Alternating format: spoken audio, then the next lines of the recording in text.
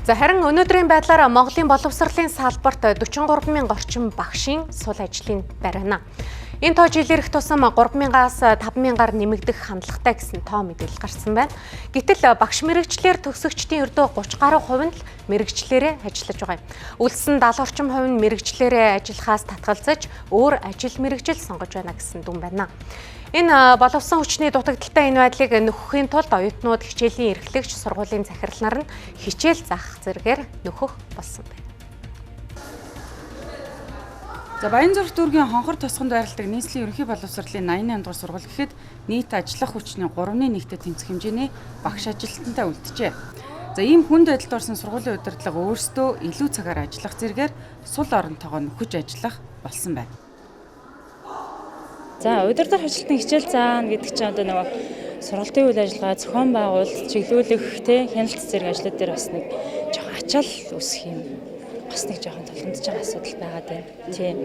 За тэгээд тэгтээ ерөөсөн чадлаараа.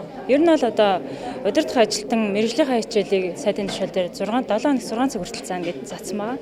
За миний хувьд бол манай сургуулийн шаардлага бол 11 цагийн хэрэгцээ байдаг. За нэг ажлаа зохицуулаад бид заахаас өөр аргагүй юм. Өөр шийдэл байхгүй. Уур чадвар, анги даалт гэдэг яг юунууд бас нэмэгдэн л дээ. Тэгээ гар дээрээ нэг сая хэдэн зөвлө авч байна. Цалингийн нэмээд өгчүүл ер нь ажиллах байхаа л гэж бодож шүү дээ. Ер нь бол Солонгос явж ажилласан угаасаа илүү байгаа л да. Тийм учраас л хүмүүс явж байгаа.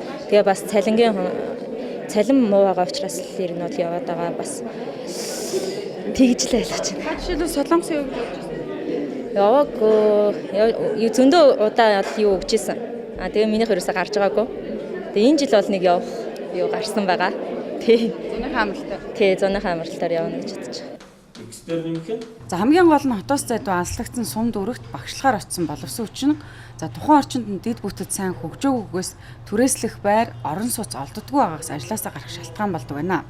За цалингаас гадна энэ асуудлыг шийдвэрлэх нь багш нар эргээд мэргэжлэрээ ажиллах нөхцөлийг бүрдүүлнэ гэж судлаачид үзэж байна. Ингээд харахаар энэ багшийн хомсдол Монгол улсад тулгараад байгаа энэ багшийн хомсдол гэдэг асуудлыг бид нэр яг нэг бодлогоор шийдэх ер нь бол боломжгүй. Энд бол яг тухайн орон нутаг нөхцөл байдлыг одоо хамран үзсэн уян хатан бодлогын шийдэл бол энд гарцаагүй шаардлагатай байна гэдэг. За түүнчлэн сүүлийн жилүүдэд багш нарын мэргэжлээсээ татгалзах гол шалтгаан нь эцэг их сурагчдын харилцаа хандлагатай холбоотой гэх судалгааны дүн гарчээ. За эдгээр асуудлыг урт хугацаанд шийдвэрлэх, тасралтгүй хэрэгжүүлэх боломжтой хөтөлбөр бодлого хэрэгжүүлэх нь чухал байна гэдгийг судлаачид онцолж байна.